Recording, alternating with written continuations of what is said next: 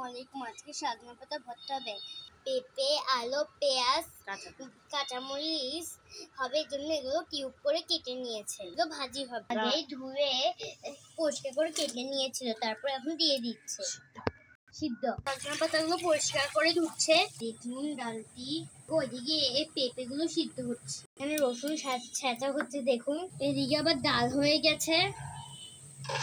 একটুখানি তেল দিয়ে সাজনা পাতাটা করবে। দিতে হলো রসুন, দিচ্ছে কাঁচামরিচ, সাজনা পাতা দিল, এখন লবণ দিল, লড়া দিচ্ছে।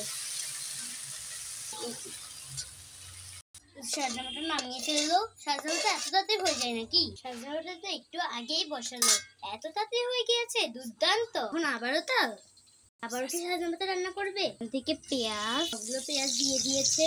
সিদ্ধ করে রাখা পেঁপে গুলো দিয়ে দেবে, এখন দিচ্ছে লবণ। দেখুন এদিকে এভাবে রান্না হচ্ছে। কাঁচামরিচ, পেঁয়াজ আর শুধু লবণ দিয়েছে, হলুদ মরিচ দেয়নি। সজনা পাতাটা আমার আম্মু বেটে নিচ্ছে।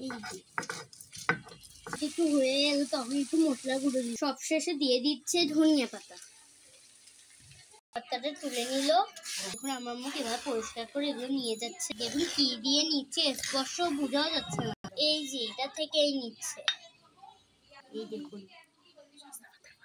সাজনা পাতা ভর্তা খুব সুন্দর হয়েছে। ডাল, এই দেখুন ভাজিটা, এই যে সাজনা পাতা ভর্তা।